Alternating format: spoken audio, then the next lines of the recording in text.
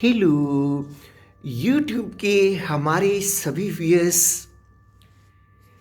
इस सर्वोत्तम क्लास की चमचमाते सितारे,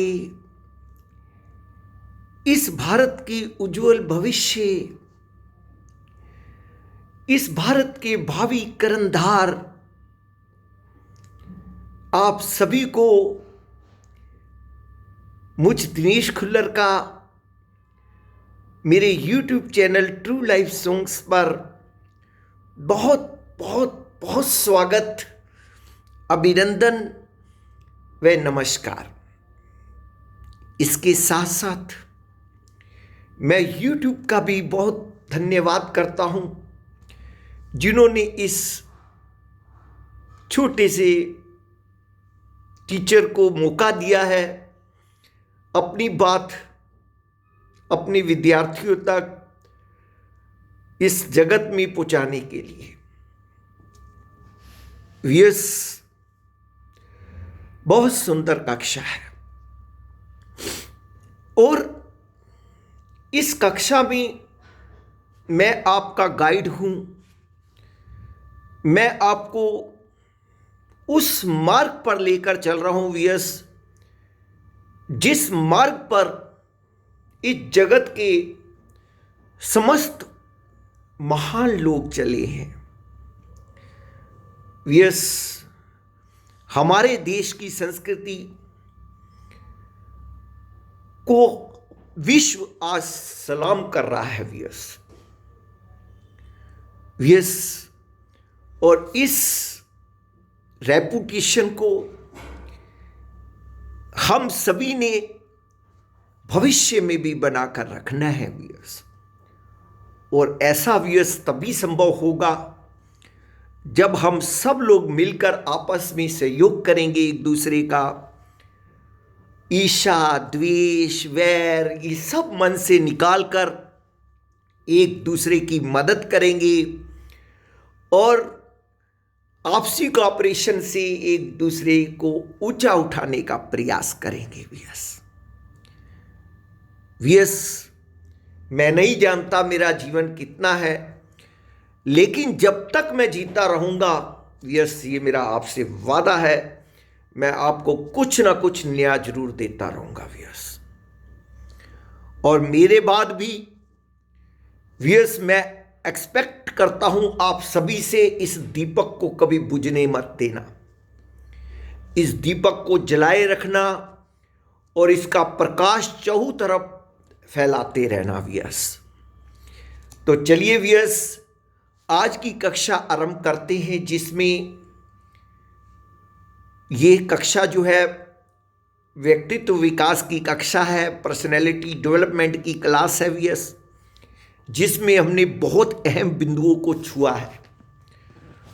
उसमें एटिकेट्स, आपकी discipline, time management etcetera etcetera बहुत महत्वपूर्ण बिंदु हमने लिए हैं व्यूअर्स।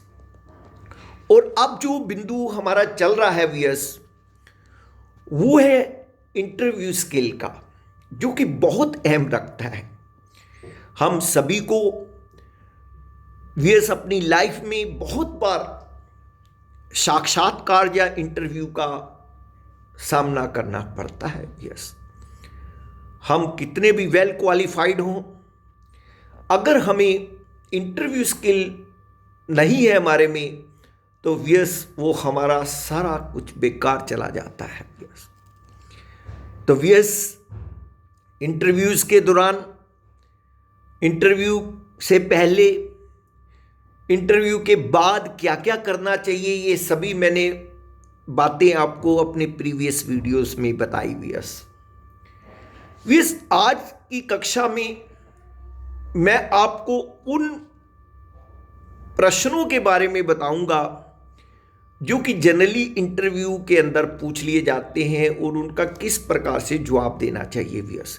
बाकी जवाब अपने अपने स्तर का होता है व्यूअर्स, वो तो हम स्वयं ही जानते हैं कैसे क्या चीज़ हमें कहनी है। लेकिन एक स्पेसिमेन रख रहा हूँ व्यूअर्स, ये नहीं कि यही बोलना है, मतलब एक स्पेसिमेन है कि इस तरह से बोलना है। तो व्यूअर्स, जैसे पहला क्वेश्चन यही पूछ लिया जाता है, अपने बारे में बताइए। अब ये तो बहुत कॉमन क्वेश्चन है वियस, जो कि बहुत इंटरव्यूज के अंदर पूछा गया और आगे भी पूछा जाएगा। अधिकतर जॉब इंटरव्यू में यही पहला प्रश्न यह तय करता है कि आपको ये जॉब मिलेगी या नहीं। लगभग सभी जॉब इंटरव्यू का सबसे पहले सवाल यही होता है, अपने बारे में बताइए, इंट्रोड्यूस योरसेल्फ। यहां पर आपको अपने बारे में एकदम संक्षिप्त विवरण देना होता है वियस। आप यहां पर अपने एजुकेशन और डिग्री के साथ ही अपनी उपलब्धियों के बारे में बता सकते हैं। अपनी डिग्री के अलावा कोई अन्य कोर्स किया है तो उसके बारे में भी बात कर सकते हैं, लेकिन इस बात का ध्यान रहे कि आप कम शब्दों में ज़्यादा उपयोगी बातें ही बताएं। यहाँ पर आपको खुद की प्रशंसा करने से बचना चाहिए वियस। अपनी सेल्फ प्रेज कभी नहीं करनी वियस, वो एक नेगेटिव पॉइंट हो जाता है वियस। दूसरा हमारी प्रेज करे वो एक अच्छा शाइन है, लेकिन हमें अपना खुद के मुंह मुया मिट्ठू नहीं बनना चाहिए वियस, ठीक है ना वियस। तो ये चीज़ ध्यान रखनी है वियस, वो नेगेटिव में चली जाती है। नेक्स्ट, आप इस कंपनी में काम क्यों करना चाहते हैं। अब देखिए, जिस कंपनी में आप जाते हैं, अब वो कंपनी ये भी जानना चाहती है कि आप क्यों इंटरेस्टेड हुए इस कंपनी में जॉब लेने के लिए। इस सवाल का सीधा सा मतलब यही है कि नियोक्ता आपसे पूछना चाहता है कि आप हमारे लिए या इस कंपनी के लिए कैसे फायदेमंद हैं। इस सवाल का जवाब देते समय आप कंपनी के बारे में की गई अपनी रिसर्च के बारे में बताएं, जिससे उन्हें कंपनी को लेकर आपके विचार और झुकाव के बारे में पता चलेगा वियस। इसके अलावा सबसे जरूरी बात यह भी बताना है कि आपके योगदान से कंपनी को क्या फायदा मिलेगा। देखिए वियस, कोई भी आपको नियुक्त करता है तो वो अपना ये देखता है कि हमारा कल को इस एम्प्लॉय की वजह से हमारी कंपनी की रेपुटेशन बढ़ेगी या नहीं बढ़ेगी। तो वो परखने के लिए तो आपके इंटरव्यू ले रहा है वियस। तो इस बात का वियस विशेष ध्यान रखना है आपने कि जब आपसे इस प्रकार का क्वेश्चन पूछा जाए वियस, तो आपको इसके बारे में जागरूकता होनी चाहिए वियस। नेक्स्ट क्वेश्चन पूछा जा सकता है, पिछली नौकरी क्यों छोड़ना चाहते हैं वियस। अगर आपने पहले कोई जॉब कर रखी है और अब आप उस कंपनी में दूसरी कंपनी में जा रहे हैं इंटरव्यू देने के लिए और आपने एक्सपीरियंस भी लगा रखे हैं अपने साथ में, तो वो पूछेंगे कि आप पिछली नौकरी क्यों छोड़ना चाहते हैं। अब तीसरा सबसे महत्वपूर्ण सवाल, जिसके बारे बिना कोई भी जॉब इंटरव्यू पूरा नहीं होता। इस सवाल का जवाब देते समय आपके पास कोई सॉलिड रीज़न होना चाहिए कि असल में आप अपनी पिछली नौकरी क्यों छोड़ना चाहते हैं। इस सवाल का जवाब देते समय आप कभी भी अपने पिछले संस्थान की कमियों या बुराइयों के बारे में बात न करें। इस सवाल से नियोक्ता से ये जानना चाहता है कि कहीं आपको अपने पिछले संस्थान से किसी तरह की कोई समस्या तो नहीं है। इसके अलावा ये भी जानने की कोशिश की जाती है कि दूसरों को लेकर आपकी सोच और स्वभाव कैसा है। देखिए वियस, अगर हम अपनी कोई पिछली नौकरी की कोई इस प्रकार की बात करते हैं तो वियस वो एक गलत प्रभाव पड़ता है जो इंटरव्यूअर्स है उसके पर। वो कहेगा कि आज ये इनकी इस प्रकार की बातें कर रहा है, कल को हमारी कंपनी के बारे में भी इस प्रकार की ही बातें करेगा। ऐसा कुछ नहीं कहना होता वियस, बस जस्ट आप ये कह सकते हो मैंने अपने आप को ऊंचा उठाना है, मेरी उन्नति इस कंपनी में अच्छी हो सकती है और इसलिए मैं इस कंपनी में आना चाहता हूँ वियस। ये कभी नहीं कोई बुराई नहीं करनी वियस, ये हमेशा याद रखिएगा, क्योंकि इससे वो अपना भी असेसमेंट लेता है कि आने वाले समय में ये पर्सन जो हमारा एम्प्लॉय बनने वाला है ये क्या करेगा, हमारे बारे में भी ऐसा बोलेगा कल को। नेक्स्ट, अपनी विशेष योग्यता के बारे में बताएं। इस सवाल से नियोक्ता ये जानना चाहते हैं कि आपको आपकी योग्यता किस क्षेत्र में है और आपकी रुचि सबसे ज़्यादा किस काम में है। इस सवाल का जवाब देने के लिए आपने अगर पहले ही कंपनी के बारे में जानकारी हासिल की है तो आप उससे अपने आप को रिलेट करते हुए जवाब दे सकते हैं। साथ ही आप अपने लक्ष्यों और योग्यताओं के बारे में बात करते हुए भी इस सवाल का जवाब दे सकते हैं। यस, अब ये चीज़ कंपनी जानना चाहती है कि इसकी रुचि किस में है। तो यस, जो कंपनी के अंदर कार्य है आप कोशिश करो उससे रिलेट करता हुआ ये आंसर तैयार हो आपके पास। आप उनको ये बताओ कि मेरे इस काम में रुचि है, तो यस वो कंपनी को बहुत टच करेगा, वो नियोक्ता को बहुत टच करेगी वो बात। नेक्स्ट, अपनी सबसे बड़ी कमजोरी के बारे में बताएं। अब यस देखिए, हम भगवान नहीं हैं, हर व्यक्ति के अंदर गुण अवगुण दोनों होते हैं यस, और कमजोरियां भी होती हैं यस। और ऑनेस्टली आप लोग अपनी कमजोरी को बता सकते हैं, लेकिन कमजोरी सकारात्मक रूप से बतानी है यस। आपने दुनिया में कोई भी चीज़ परफेक्ट नहीं है, हर इंसान में कुछ ना कुछ कमियां जरूर हैं, इसलिए अपनी कमियों को छिपाए नहीं बल्कि सामने वाले को बताएं। जैसे आप बता सकते हैं कि आप अपने काम को लेकर और लोगों से चिंतित रहते हैं, या आप धीरे काम करते हैं ताकि गलतियां ना करें। अपनी कमियों के बारे में बात करते समय सकारात्मकता बनाए रखें व्यूअर्स। अब देखिए, कमी भी इस ढंग से बतानी है कि वो आपका गुण बनकर सामने आ जाए उसके। तो व्यूअर्स ये चीज़ का ध्यान रखना है। अभी और बहुत सारे क्वेश्चन है व्यूअर्स जो कि मैं अगली क्लास में आपके साथ डिस्कस करूंगा। अभी आप इन क्वेश्चंस का मनन कीजिए। तो चलिए व्यूअर्स, आज की कक्षा के दूसरे टॉपिक को ले लेते हैं जो कि मोटिवेशन का है। व्यूअर्स, मोटिवेशन हमारे को हम सबको चाहिए व्यूअर्स, वो हमारी शक्ति है व्यूअर्स, वो हमारी टॉनिक है व्यूअर्स, जो हमें प्रेरित करती है, हमें इंस्पायर करती है जीवन पथ के ऊपर आगे बढ़ने के लिए व्यूअर्स। तो आज व्यूअर्स मैं जिनका वृत्तांत आप जी के लिए लेकर आ रहा हूं वो भी बहुत जाने माने पर्सन है। वो राजा प्रताप सिंह है व्यूअर्स, ये जम्मू और कश्मीर के राजा रहे हैं।